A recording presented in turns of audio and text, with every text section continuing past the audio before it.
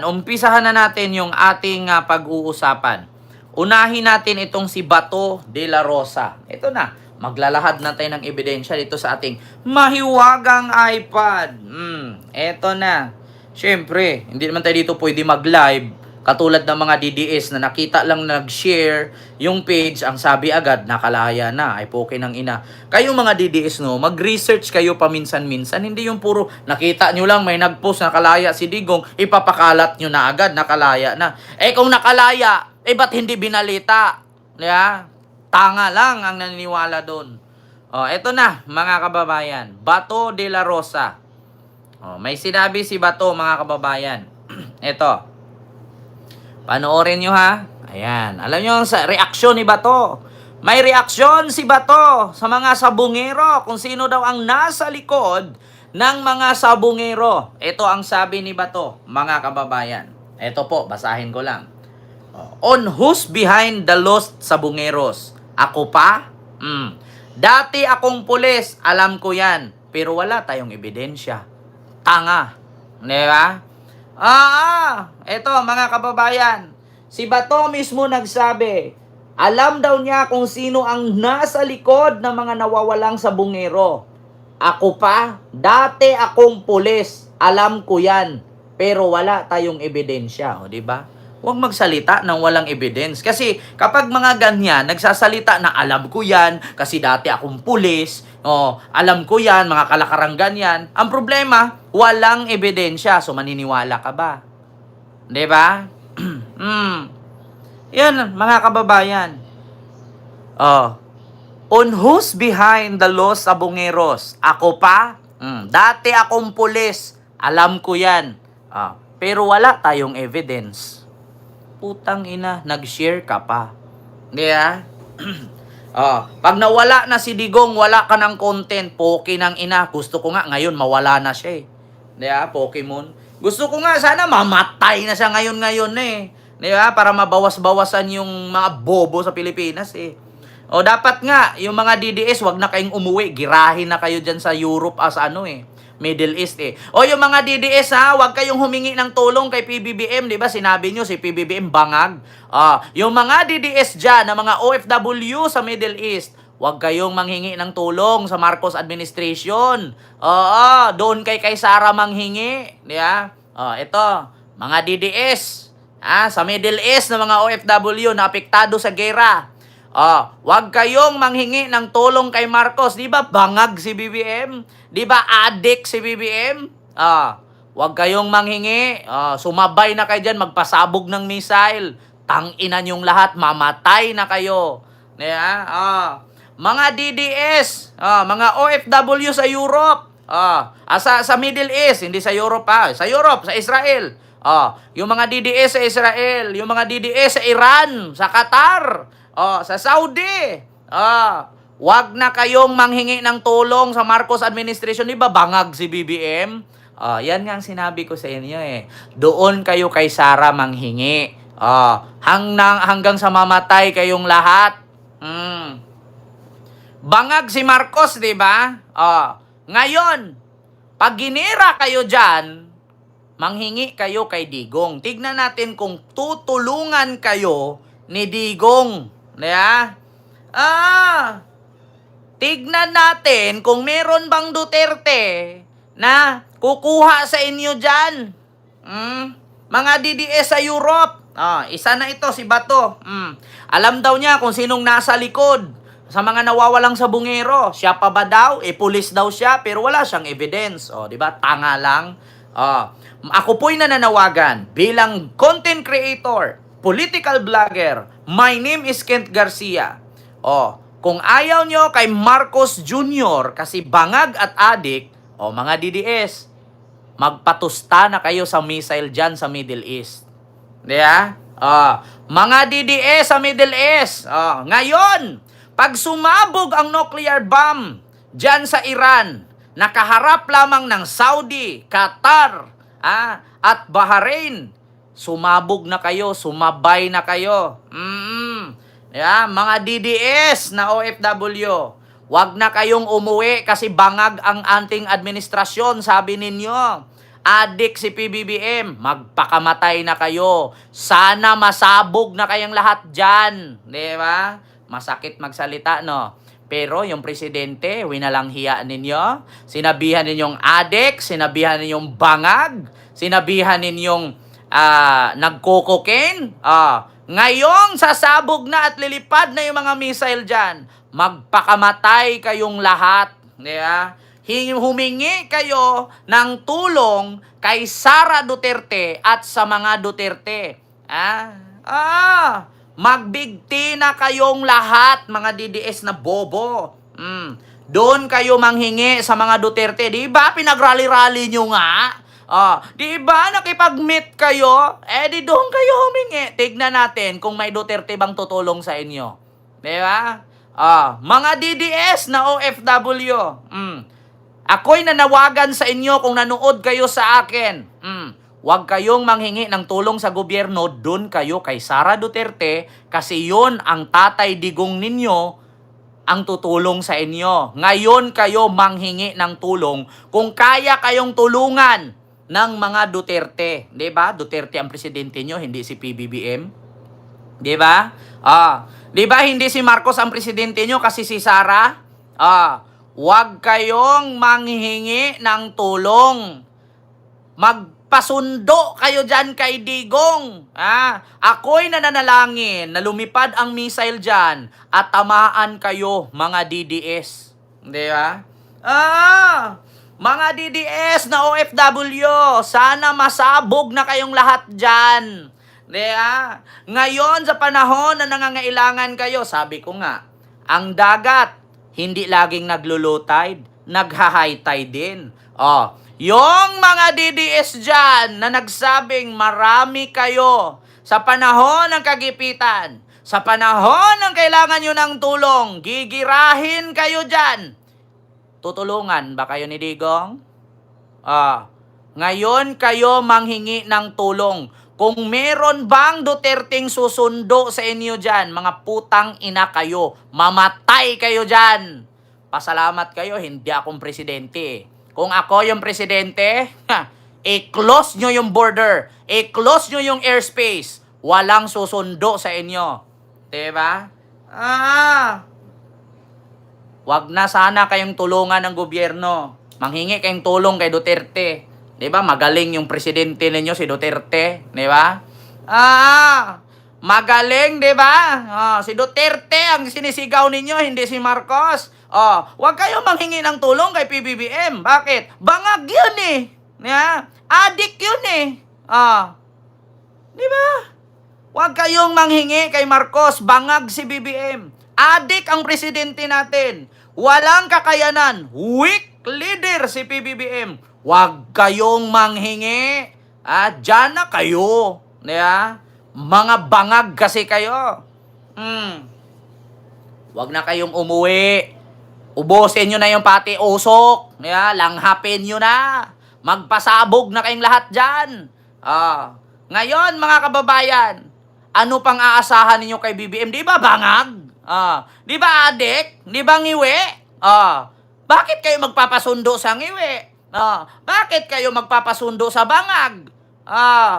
Putang ina ninyong lahat, mga DDS. Yeah? Doon kayo kay Sara. Total, si Sara, lipad dito, lipad doon. Di ba? Malaki ang ginastos. Maraming pera. Ikaw ba naman? Di ba? Sa panahon ng rally, present kayo. Ngayon, tanungin ko kayo. Sa panahon ng girahan, susundain ba kayo? Eto na, mga kababayan, ang panahon na kung talagang si Sara at ang mga Duterte ay para sa bayan, para sa tao, magpasundo kayo. Diba? Kung ang mga Duterte na sinabi ninyong magaling si no ni, di pasundo kayo. Diba? Ngayon, mga DDS, mapag-isip-isip na kayo. Una, nagwelga kayo sa Qatar. Nahuli kahit na-aresto kayo. May Duterteng sumugod. Nga. Pinuntahan kayo, pero nakulong na. Pangalawa, nagrally-rally kayo. Ang sigaw ninyo, bangag si Marcos. Adik si Marcos. Bakit? Lagi ba ang dagat high tide? Naglulutay din. Ngayon na ang mga missile dyan sa Middle East nagsusulputan, saan kayo hihingi ng tulong? Sinong lalapitan ninyo? Yeah? Sinong inyong malalapitan? Yeah? Meron bang Sara na susundo sa inyo? Wala. Yeah? Oh, Ma'am Jazz, maraming salamat sa yung 500 yen super sticker. Thank you so much. Yeah? Sondoin ninyo si Sara. Magpakuha kayo. Diba? Di ikaw na magaling. Magaling talaga ako. Diba, Ma'am Jazz? Maraming salamat sa yung 90 yen super sticker. Thank you so much, Ma'am Jazz. Magpasundo kayo. Diba? Magaling yung Vice President ninyo. Diba magaling si Digong? Ba't hindi kayo magpasundo? Oh, bakit ayaw niyong manawagan sa kanya? Bakit ayaw niyong mag-video at mag-live? Mag-live kayo sabay-sabay at manawagan kayo na ang presidente ninyong si Duterte magaling at para sa tao. Pumunta kayo. Oh, may nag-comment. Sinong nakinabang sa remittance? Bakit? Kami ba pinadalhan ninyo? Kami ba'y pinadalhan ninyo? Ma'am Jazz! Nako, maraming salamat yung 500 yen super sticker. Di ba? Sana maipit ka sa gera. Ba't ako maipit sa gera? Taga Middle East ba ako? Poke ng ina. Mga DDS, magtiis kayo dyan. Tang ina ninyo. Sasabugan sana kayo. Yeah. Pinapanalangin ko, Diyos Ama, mula kay Kibuloy. Ibagsak mo ang pinakamalaking nuclear bomb. Ipasabog mo lahat ng DDS, mga putang ina kayo, mga DDS. Yeah. Pag kayo nagmura kay PBBM, pag kayo nang lait kay PBBM, bangag, adik, weak leader. Weak pala. Ba't kayo magpapasundo? Magpakamatay na kayo dyan, mga DDS. Putang ina ninyong lahat. Mamamatay kayo dyan. Antayin ninyong sunduin kayo ni Digong. Sabay-sabay kayong boborol. Yeah? Ma'am Jazz, maraming salamat, Ma'am Jazz. Thank you so much. Mga DDS na nagsabi kay PBBM na weak leader. Mga DDS na nagsabing si PBBM bangag. Ngayong gigirahin kahit nagsusulputan ng mga missile dyan. Yeah? Tutulungan kayo ni Sara? Di ba? Tutulungan kayo ni Sara? Wala! Hindi kayo tutulungan. Mamatay kayo kasi mga bobo kayo. Mga putang ina ninyong lahat, mga DDS. Mga bobo kayo. Hindi Ma'am Jazz, thank you so much. Umuulan ng biyaya at ang mga DDS umiiyak. Bakit? Ikaw ba naman nagwa-warning na gumagano na yung mga missile? Boom! Panis! Mga DDS, nga! Putang ina ninyong lahat. Diba? Asaan kayo ngayon? Bangag si Marcos. Bangag si PBBM. Ba't kayo magpapasundo? Mamatay kayo dyan. Tang ina ninyo. Diba? Mga DDS, sana sabugan na kayong lahat dyan sa Middle East. Diba? Mga DDS. Ay, Diyos mio marimar. Magsanib puwersa kayong lahat. Tignan natin kung may susundo sa inyo dyan pag mamatay kayong lahat dyan. Mga DDS kayong bobo. Dapat kung ako kay PBBM, pag magpadala ako rescue doon, DDS ka ba? Sinong presidente mo? Pag sinabing, Sara po, wag mo nang pasakay, iwan mo na. DDS ka ba? Bago mo pasakyan sa eroplano, tignan mo yung Facebook o kung ano yung shinare. Pag nakashare doon, puro DDS, wag mo nang pasakyan. Ma'am Amparo Estrada, maraming salamat at kay Ma'am Jazz. Thank you so much. Ganyan dapat. Ganyan ang gagawin ng Marcos administration. Pagkatapos ninyong babuyin si PBBM, pagkatapos ninyong lait-laitin, sabihin ninyong adik, bangag at weak leader, bago pa sakayin sa eroplano, check ang Facebook. Pag ang profile bring him home, iwan nyo na. Huwag nyo nang isakay. Yon ang gawin ninyo. I-check ninyo ang mga Facebook profile. Kung may nakalagay, bring him home, sipain mo. Huwag mong ipasakay. Ipasundo mo sila at sabihin mo, ngayon mo sabihin na weak leader si Marcos, manghingi ka ng tulong kay Duterte. Sipain ninyo. Huwag niyong pasakayin. Sabihin mo, saan siya dalahin. Tang ina mo. Ganon dapat mga kababayan. Ma'am Jazz, nako, maraming salamat sa iyong 1,000 yen. Super sticker. Thank you so much. Yeah.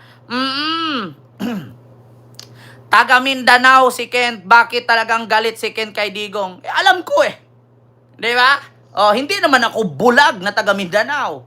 Di ba? Oh, kapag check mo pagsakay, OFW ka, Middle East, Qatar. Oh, ito apektado sa missile kasi yung US base, military doon. US military base sa Qatar, sinabog ng Iran. Oh, Facebook patingin.